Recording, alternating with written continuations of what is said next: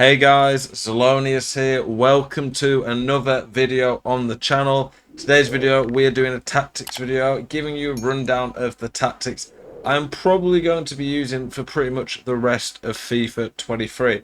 I may try out some other formation tactics just for a bit of fun, but in general, this is what I found really successful this year. I'm going to give you a full breakdown of it. As you can see, I'm not really playing the game loads at this point, just being honest. The game's been out for a whole year. And when the new game comes out, I'll be playing thousands of games probably in the first few months.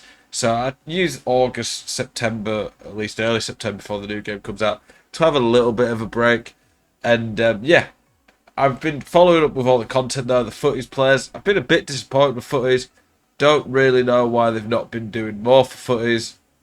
I am hoping, though, that we get a few more tonight. Some of these player pick stuff are pretty good.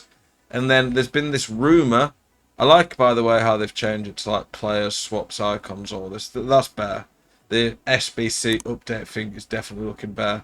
But I'm really hoping that tonight they release this end of era cover star. So this is a rumour that's been going around Twitter that they're going to be releasing cards that are juiced up versions of players who've been cover stars on FIFA. So like FIFA 03 was Giggs, Davids and Carlos. 02 I think was Henry. I think Bergkamp was on 01.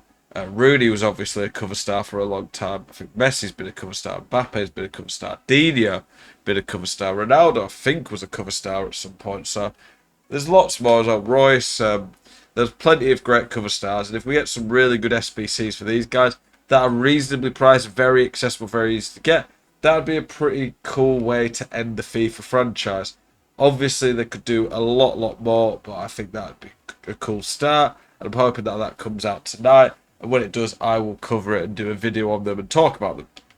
Anyway, let's get into the tactics. So, for anyone who's followed me this year, you will recognise the tactics I run. I've used them a lot.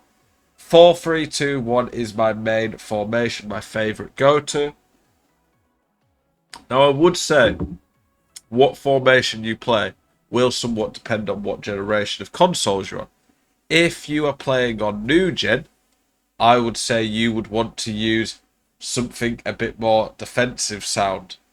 Are you sick of getting out teamed on FIFA? Want more coins to build that God squad you've always been dreaming of? Check out utnice.com, the best place to buy coins for FIFA 23. They're simple, easy to use. Use code ZEL at checkout for a 5% discount. Check out utnice.com today. Defensively sound. 5-4-1 works incredibly well on new gen. I still find it a bit boring. I think 4-3-2-1 is a great balance on new or old gen, but on new gen 5-4-1 is incredible. On old gen 5-4-1 is not actually that good because you need more attacking options. The 5-4-1 doesn't really give you them. On old gen though, the 3-4-2-1 is crazy because it just gives you so many attacking options. You can overwhelm your opponent. It's very hard for your opponent to do anything against that formation. 4-3-2-1, like I say, is a really good hybrid, so that's one of the main reasons I use it anyway. I played new gen for about half the year, and then the second half of the year, when I just wanted to have more fun, I was playing old gen a lot more. When the new FIFA comes out, with all the new features, they're pretty much exclusively on new gen a lot of the time. I am definitely going to be playing on new gen for at least the first few months of the game. I will test both versions out so I can comment on both for those playing different versions. But yeah, I will be playing mostly exclusive new gen on EAFC when it comes out. So the default tactic I start with is defensive. This is a general point for anyone playing Ultimate Team that you should have a tactic you can start a game in. You should have a tactic you can switch to if you're a goal or two down. You should have a tactic you can switch to late on a game if you're losing and you need to go all out. And you should have a tactic that if you're struggling to hold on to a lead, they're pressing you all out, you should be able to switch to as well. So the 4-3-2-1 is incredible. The way it works is, and one of the reasons it's so good on this game, is that it switches to a 4-4-2 when you're defending. You basically, you'll see it in the instructions, I'll explain it there, but one of you forwards will cover the wing, and then one of you midfield will cover the wing, and the other two will cover the midfield, and that acts like a 4-4-2.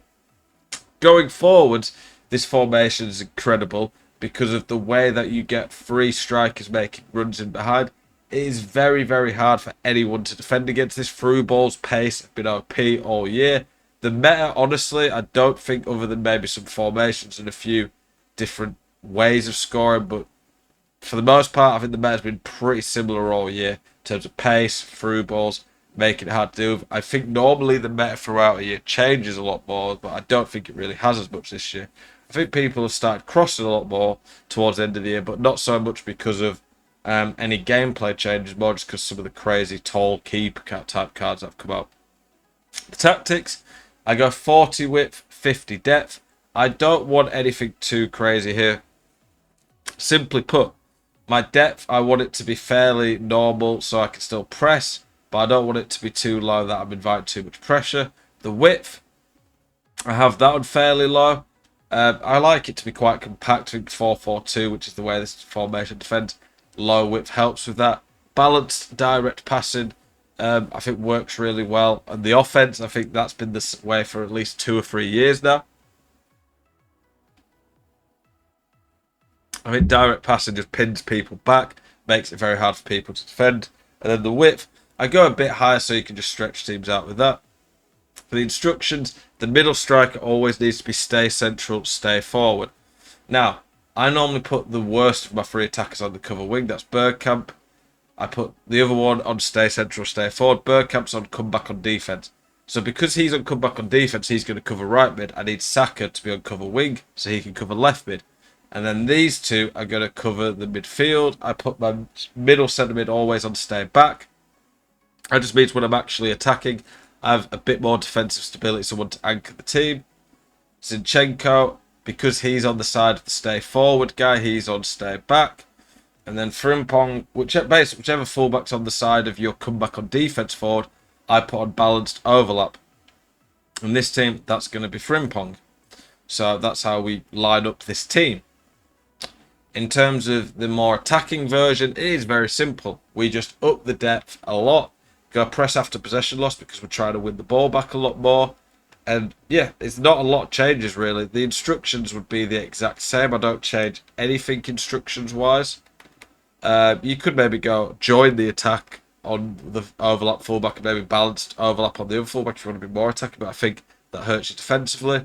But direct passing, we keep this. We up the players in box side, but the main difference by far is upping the press and upping the depth. Makes it a lot harder for our opponents to basically keep the ball against us when we lose the ball. For all-out attack, 3-4-2-1, I think it's fairly obvious why it's so good at all-out attack. It just has a crazy amount of options. I use that for my all-out attack. It's very good at pressing as well. 100 depth, 100 depth is just so good when you try to win the ball back. It pushes you further up, makes it so your team are pressing a lot higher up. Constant pressure is basic all-out team press all the time until you get the ball back. It is risky, so I wouldn't be going to this formation too early. It does leave gaps. However, it is very good at getting the ball back. It's the best way to get the ball back if someone's just trying to keep it and waste time.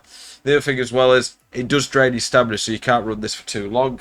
The attacking instructions on it are pretty similar. I'll show you the attacking instructions I have.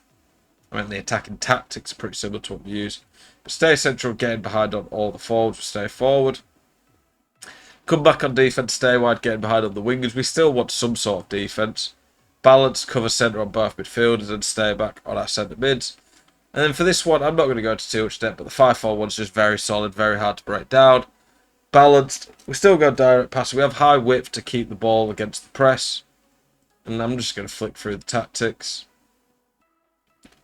Pretty straightforward. I don't think it needs too much explaining. Hopefully this video has helped you out. Hopefully you guys still get some enjoyment out of FIFA. If there's any videos particularly you want to see me do talking about EAFC, do let me know. I appreciate you guys and the support you show me as always. Keep it spicy. See you guys in the next one. Peace.